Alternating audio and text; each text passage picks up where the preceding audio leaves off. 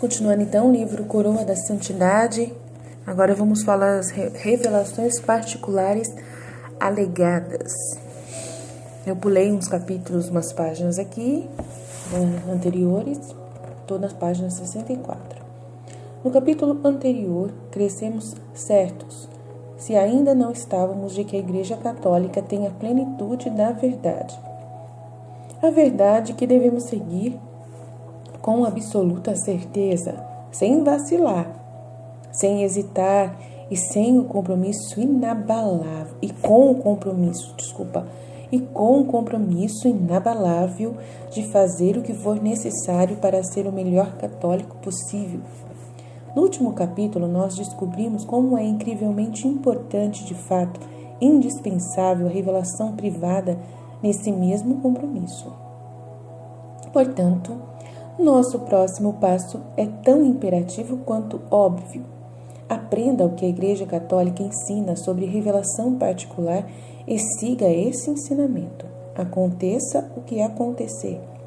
Agora, essa mesma Igreja ensina, guiada pelo próprio Espírito Santo e instruída por mais de 2000 anos de experiência, que supostas revelações podem ser julgadas por certos critérios. Não há necessidade de confusão sobre essa questão ou de apelar apenas aos critérios pessoais dos católicos individuais sobre como se deve discernir as alegadas revelações, pois a própria Igreja já nos disse como discerni-las. Mas, infelizmente, esse ensinamento quase nunca é mencionado, pois aqueles que deveriam adiar e promover esse ensino preferem denunciar revelações de acordo com seus próprios critérios pessoais. Normas sancionadas pela Igreja Católica Oficial. Em 1978, a Congregação para a Doutrina da Fé promulgou um documento intitulado Normas sobre o modo de proceder no discernimento de aparições ou revelações presumidas. O documento em si é curto e vale a pena ler, mas a essência de seus critérios está resumida na tabela incluída na página anterior. Então, vamos ver a tabela incluída na página anterior. A Igreja sancionou normas para discernir critérios de revelação privada, apoio à validade e critérios contra a validade.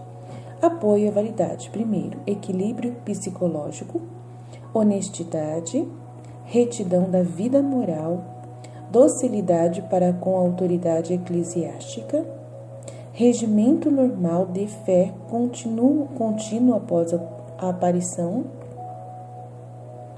teologia e espiritualidade livres de erros, fruto espiritual, por exemplo, conversão e caridade.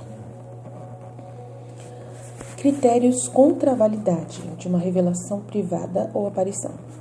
Erros doutrinais atribuídos, isto é, alegadamente dito por Deus ou santo. Evidências de uma busca de lucro ligada à revelação. Pecados graves associados aos eventos da revelação por parte do vidente ou seguidores. Transtorno psicológico ou tendências psicopáticas. Importante isso. Ao mesmo tempo, mais importante, o documento é evidenciado pela escolha das palavras dos autores do documento e o mais rejeitado por muitos críticos que se designam como juízes da revelação particular, pois eles frequentemente insistem que os frutos não são critérios válidos para discernir a validade, embora a própria Igreja aqui ensine que os frutos devem ser dados consideração especial. É claro que esse foco nos frutos se alinha perfeitamente às palavras do nosso Senhor, que ensinou que pelos seus frutos os conhecereis. Mas também está perfeitamente alinhado com o que Jesus disse a Luísa. Vamos considerar o que ele disse a Luísa sobre esse assunto e considerar brevemente sua situação antes de retornar à questão do discernimento da revelação privada em geral. É pelos frutos que a árvore é conhecida. E estou muito decepcionado que, em vez de olhar para os frutos, eles julgaram o córtex da árvore. Pobres, o que eles podem compreender olhando o córtex dos meus caminhos sem descer para os frutos que eu produzi? Eles permanecerão mais no escuro e poderão incorrer na desgraça dos fariseus que, olhando em mim o córtex das minhas obras e palavras, e não a substância dos frutos da minha vida, permaneceram cegos e acabaram me dando morte. Ah, minha filha, meu crime é sempre amor, e também é o crime daqueles que me amam. Não encontrando outro material sobre o qual julgar, eles julgam o meu amor demais e o de meus filhos, que talvez tenham dado a vida até por eles. Além do mais, agora eles podem julgar como quiserem, mas qual será a confusão deles quando vierem diante de mim e saberão com clareza que eu mesmo fui o único que agiu dessa maneira, condenado por eles, e que seu julgamento impediu para mim uma grande glória minha e o grande bem no meio das criaturas, que é saber com mais clareza o que significa fazer a minha vontade divina e deixá-la reinar? Não há crime mais grave do que impedir esse bem. Agora, todos esses critérios e considerações dados pela Igreja não deixam margem para dúvidas razoáveis sobre as revelações de Luísa. Como veremos em uma próxima sessão de sua vida, ela exigiu um grau surpreendente de estabilidade psicológica e equilíbrio. Apesar das enormes batalhas espirituais que aconteciam em sua alma, ela estava sempre serena e pacífica. Ela foi reverenciada por muitas figuras autoritárias que a conheciam. Agora um deles é um santo canonizado que fez da promoção das revelações de Luísa a principal missão dos últimos anos de sua vida. Embora já se tenha passado mais de 70 anos desde sua morte, ainda não havia sequer a menor indicação de qualquer falha moral em Luísa, deixando sua retidão moral inatacável, tanto que a Igreja a declarou uma serva de Deus. Sua obediência a toda a autoridade eclesiástica sempre foi perfeita e ela realmente viveu em grau heróico a docilidade que a Igreja exige em discernimento. Ela permaneceu católica, totalmente comprometida e devota até o último suspiro, e seus ensinamentos, apesar de abrangerem milhares de páginas, não sucumbiram a nenhum único erro doutrinário. Como já foi afirmado por vários teólogos nomeados pelo Vaticano, cujo próprio trabalho era examinar todos os seus escritos em busca de erros. Longe de procurar qualquer tipo de lucro, ela permaneceu completamente pobre a vida inteira, contribuindo para seu próprio sustento escasso, trabalhando na cama como costureira. Finalmente, o critério de regimento normal da vida após a aparição, dado pela Igreja para apoiar a validade do místico, é particularmente digno de nota no caso de Luísa, porque os últimos 10 anos de sua vida não a envolveram escrevendo nada de suas revelações ou experiências místicas, pois no ano de 1938 ela foi dispensada pela Igreja de sua ordem de escrever o que Jesus lhe disse. Assim ela parou. Em vez disso, ela apenas continuou vivendo em humildade e pobreza, como modelo católico em todos os sentidos, até escrevendo cartas para as pessoas, demonstrando assim sua contínua profundidade de sabedoria e solidez de julgamento como católica. No capítulo seguinte, continuaremos esse exame e delinearemos uma infinidade de razões esmagadoras pelas quais ninguém tem motivos para duvidar da validade de Luísa e suas revelações.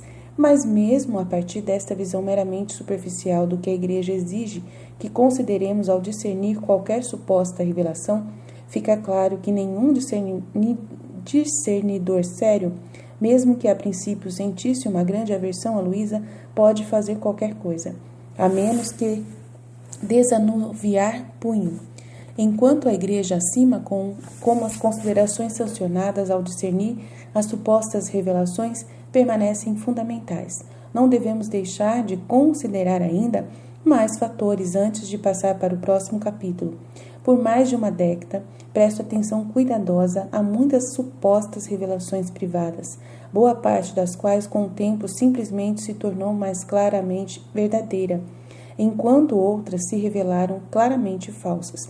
A partir dessas experiências, algumas indicações positivas e negativas adicionais de validade tornaram-se claras como segue. Indicações positivas. Anos se passaram desde a morte do vidente sem nenhuma revelação de falha moral. Um comportamento de humildade verdadeiramente inatacável. Um comportamento de paz e tranquilidade que é sempre mantido, mesmo diante de uma torrente de ataques pessoais injustos. Uma posição sobre questões que estão no mesmo tempo pingando de misericórdia em sua abordagem aos pecadores individuais, mas doutrinariamente intransigente ao lidar com os princípios que pertencem aos próprios pecados. Um acordo fundamental com o conteúdo relacionado de revelações privadas sobrepostas. Indicações negativas, anonimato. Esse certamente não é um rompedor de acordos, mas é um motivo de cautela extra. Recusa em revelar quem é seu diretor espiritual. Autorreferencialismo nos escritos ou palestras do sujeito a uma vontade excessiva de compartilhar histórias pessoais, experiências, etc. Evidências de uma mentalidade de blogueiro, comentar comentários sobre eventos atuais ou insistir em ver eventos localizados, por exemplo, política americana, como os principais ou talvez únicos ou principais indicadores proféticos. Opiniões expressas que se alinham quase perfeitamente com uma subcultura católica, política, ideológica, partido ou popular, teoria da conspiração. Defensividade. Divergência com o consenso profético, considerando que no outro lado da moeda a mera reiteração do mesmo consenso profético exato já é conhecido, também pode ser uma indicação negativa. Em todos esses também as revelações de Luísa se enquadram diretamente na categoria positiva e não exibem nada de categoria negativa. Agora, existem outras normas. Alguns os comentaristas propuseram seus próprios critérios pessoais para aliviar alegadas revelações, para que são totalmente inválidas, contraditas pela razão, pela história da Igreja e, em alguns casos, até pelo próprio magistério. Estes inválidos critérios negativos que invalidam, que deveriam não pesar no discernimento de alguém, pois eles não constituem que são real critério. Inclui o seguinte: alta frequência de visitas. Não há motivo para visitas diárias ou mensagens de Jesus ou Maria serem um obstáculo ou ao reconhecimento da validade das revelações. Muitas revelações privadas, agora aprovadas e sem dúvida válidas, tiveram precisamente isso a ocorrer, por exemplo, Santa Faustina. Alta frequência de visitas. Não há motivo para visitas diárias ou mensagens de Jesus ou Maria serem um obstáculo ao reconhecimento da validade das revelações. Muitas revelações privadas, agora aprovadas e sem dúvida válidas, tiveram precisamente disso a ocorrer, por exemplo, Santa Faustina. Grande magnitude de conteúdo. A Igreja nunca colocou um limite à grandeza das realidades das quais a revelação em questão pode falar, desde que elas mesmas não pretendam contradizer, corrigir ou superar o próprio depósito da fé, contido no público já completo. Revelação, mas essa limitação simples é completamente pervertida por aqueles que desejam colocar Deus em sua própria trilha e determinam, de acordo com sua própria compreensão débil, de como o futuro deve proceder, como Deus pode e não pode intervir. Mas sobre esse ponto está contido no capítulo Respostas às Objeções deste livro. A ausência de óculos cor-de-rosa. Jesus e Maria costumam ter palavras extremamente difíceis para a Igreja, e nem os padres nem os bispos são isentos. É errôneo conflitar a Igreja e seu ensino, como mencionado acima, que o suposto vidente deve ser dócil à autoridade eclesiástica, com a noção de que as próprias mensagens devem tratar a autoridade eclesiástica em geral gentilmente. Este último, além de nunca ser ensinado pela Igreja, é claramente absurdo por si só, pois não é necessário ser uma igreja. O historiador sabe que as fileiras da igreja institucional há muito obrigam muitos membros depravados que realmente merecem as palavras mais duras. Não emitir essas palavras, se é para alguma coisa, seria uma indicação de invalidez, pois revelaria uma fonte que é um respeitador de pessoas, que Deus é não de acordo com os Atos 10:34. como você verá na próxima sessão intitulada Preste Atenção às Palavras Duras de Jesus para a Igreja. Jesus deu a Luísa muitas palavras duras para a igreja e não há indícios desse respeito às pessoas mundano e feio nas mensagens de Luísa. Diferenças nas circunstâncias de revelações semelhantes. Ouvir-se-á frequentemente uma determinada revelação ouvidente e criticada por causa das diferenças que ela tem com alguma outra revelação ouvidente. Mas o céu nunca teria intervindo para dar mensagens em primeiro lugar se não quisesse nada além da mesma mensagem dada que já foi dada. Em vez disso, a providência simplesmente providenciaria para que essa outra revelação recebesse maior exposição, desde que a diferença não seja claramente para um critério negativo de discernimento. Não deve ser considerado comum. Infelizmente, esse julgamento injusto é comum. Por exemplo, uma vez que o único visionário de Fátima que sobreviveu à idade adulta se tornou uma irmã religiosa, alguns católicos se oporão a qualquer visionário que não faça o mesmo. Isso é uma afronta ao direito soberano de Deus de chamar quem ele deseja. Mensagens com Dum Anglum. Quem deu o livro do Apocalipse sabe que algumas coisas muito feias vão acontecer nesse planeta nos próximos tempos. O fato de alguns católicos denegrirem quem é honesto sobre esse fato como um pregador do dia do juízo final prova apenas que esses católicos gostam de enterrar a cabeça na areia.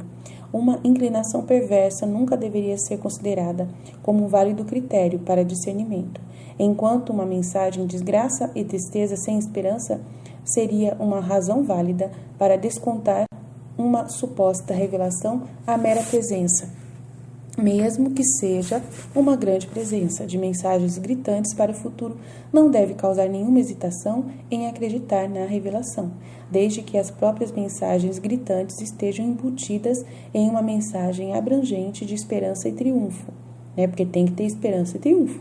Aqui deve-se notar que as revelações de Luísa são ao mesmo tempo as mais severas, as suas descrições do que está chegando referente a castigos, e as mais esperançosas, com sua descrição da graça disponível, apesar dos castigos e da natureza do tempo que virá depois deles. De qualquer revelação particular que eu já tenha lido, é isso mesmo. Tem tanto coisa boa como coisa ruim. Na falta de um registro imaculado com as autoridades da igreja, o fato de ainda haver católicos que se apegam a isso é muito triste. Por condenar permanentemente uma aparição apenas porque no passado havia sido temporariamente restrito ou mesmo condenado, há muito se provou uma abordagem errônea. Isso exigiria que se opusessem a Santa Faustina e seus escritos, a Santo Padre Pio, a Joana d'Arc e muitos outros. Santa Teresa d'Ávila, doutora da Igreja, foi formalmente investigada 5 vezes pela Igreja, porque, sendo ela mística, tendo místicas experiências, pelo menos uma vez ela recebeu a ordem de destruir manuscritos. No entanto, qualquer católico ortodoxo hoje sabe que seus escritos são totalmente sublimes e estão entre as obras mais importantes da teologia espiritual na Igreja, na história da Igreja.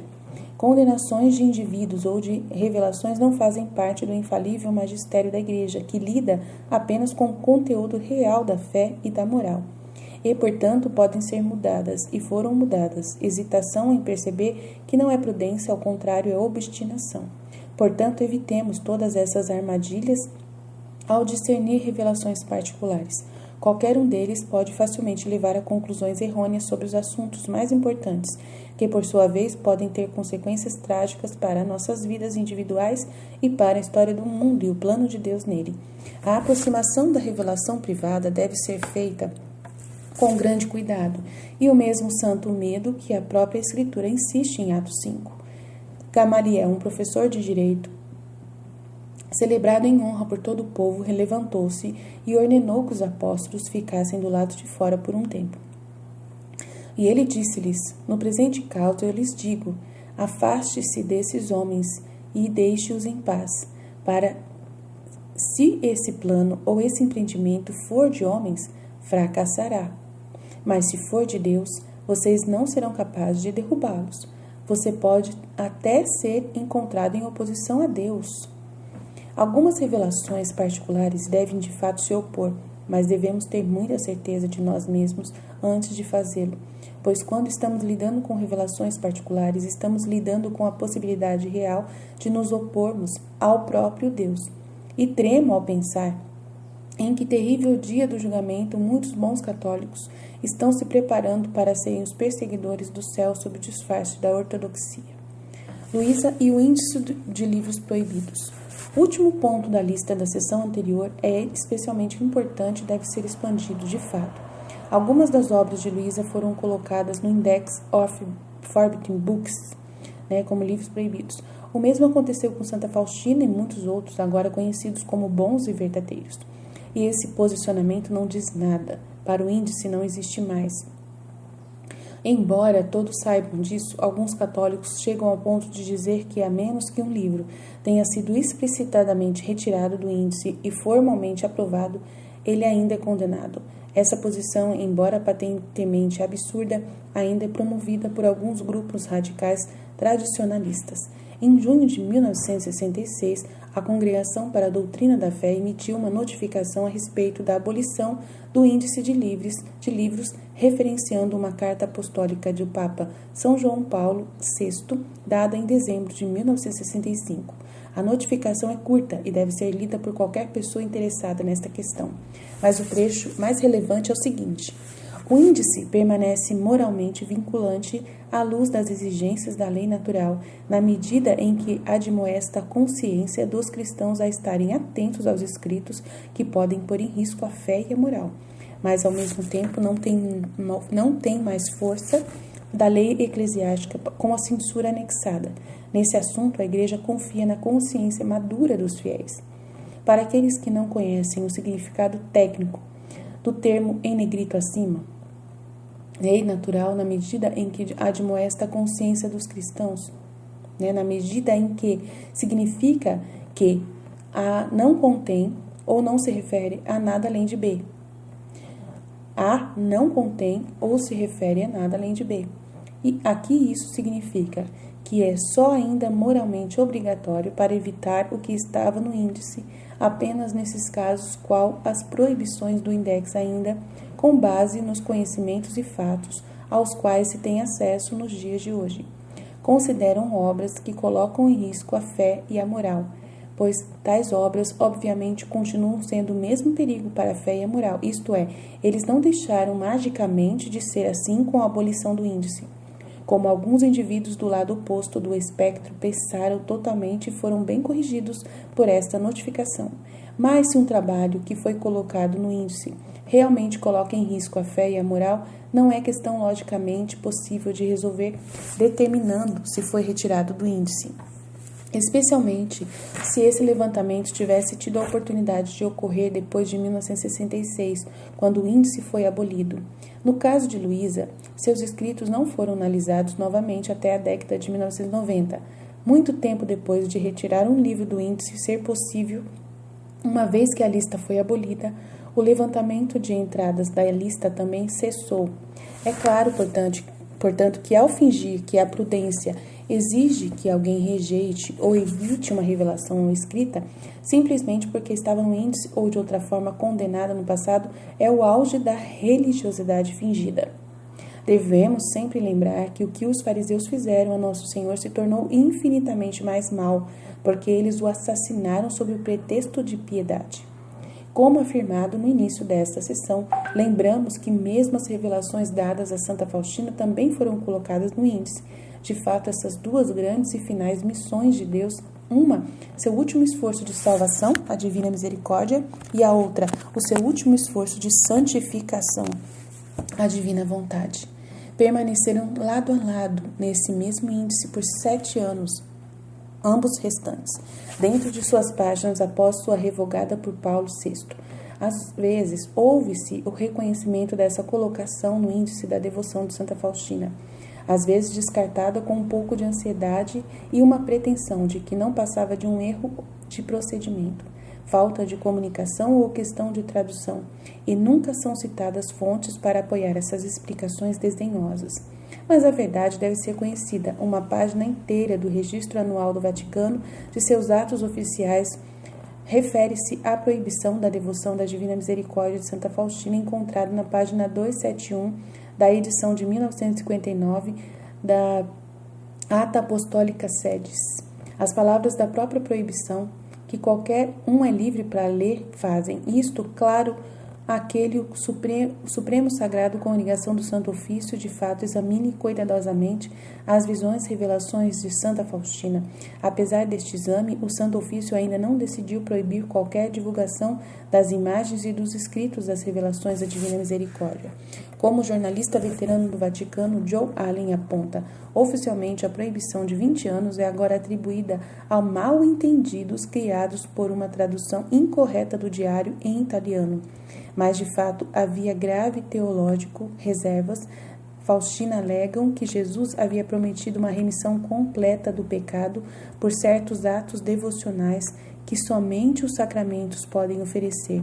Por exemplo, ou o que os avaliadores do Vaticano consideram um foco excessivo na própria Faustina.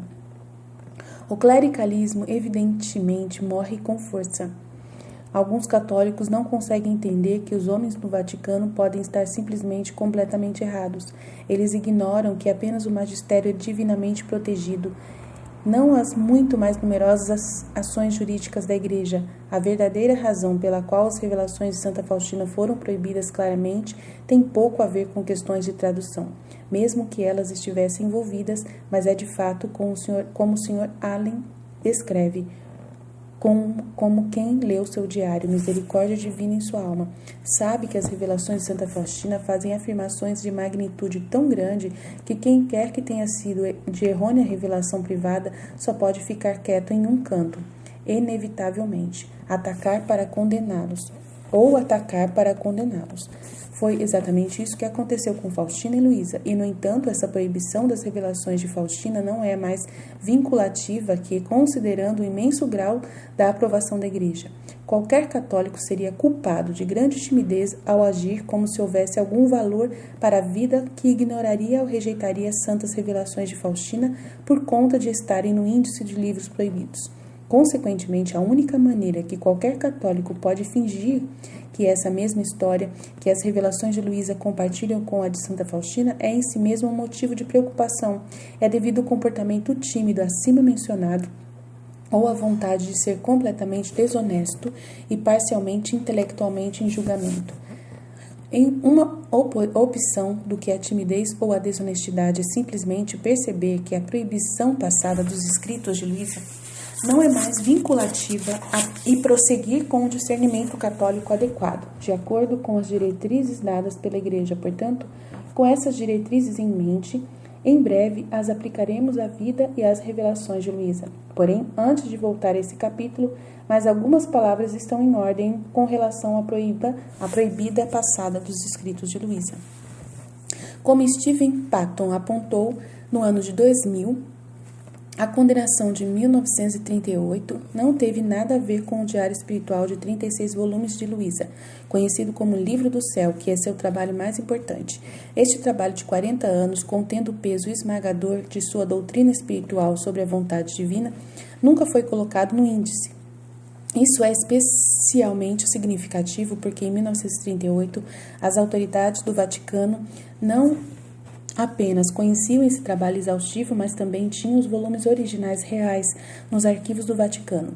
Se um dia eles quisessem condenar esse trabalho de Luísa, isso seria o momento, mas eles não fizeram. E assim nenhuma mancha de condenação jamais esteve sobre a coisa mais importante que Luísa escreveu. De fato, o oficial igreja nomeado censor a igreja nomeado censor entregou o Nil Obstate aos primeiros 19 volumes do Livro do Céu, depois de examiná-los intensamente em seu idioma italiano original durante um período de 17 anos, antes de sua morte. O arcebispo que nomeou esse censor entregou seu imprimatur manuscrito diretamente nesses manuscritos originais em relação aos 3 livros que foram colocados no índice em 1938. 2 deles tiveram várias outras edições. A condenação foi limitada apenas às edições específicas oficialmente mencionadas. Outras edições desses mesmos 2 livros foram publicadas com total aprovação eclesiástica ainda em 1997. O terceiro trabalho foi uma compilação de trechos editados dos escritos de Luísa que nunca foram reimpressos. Além dos pontos importantes que Patton menciona acima, é ainda mais digno de nota que nos anos em que escreveu essas palavras, 2 das 3 obras de Luísa que foram colocadas no índice tiveram sua proibição suspensa desde então e a moratória em sua publicação aberta terminou. O levantamento da proibição ocorreu não apenas com a revogação do índice, mas também com a non obstare da causa de Luísa, que pressupõe que não haja condenações em vigor relativas às obras da santa em potencial que inibiriam o reconhecimento de sua santidade. Isso não é apenas verdade, mas também não existe mais nenhuma moratória em suas impressões, e elas podem ser publicadas livremente. A moratória atualmente em vigor nos 36 volumes de Luísa não é de todo tipo condenação. Isto é apenas um limiar temporariamente à publicação quando a tradução oficial para o inglês estiver quase concluída. Veja o apêndice dedicado a resolver esse problema, e o terceiro trabalho, como mencionado na citação, nunca foi reimpresso. Simplesmente não há desculpas para os católicos mais cautelosos suporem que a Igreja está pedindo que eles hesitem com os escritos de Luísa. Então, isso, ficamos assim. A partir de amanhã vamos ler, então, a autenticidade de Luísa e suas revelações. Continuando o livro. Amém? Jesus, eu confio em vós. Fiat.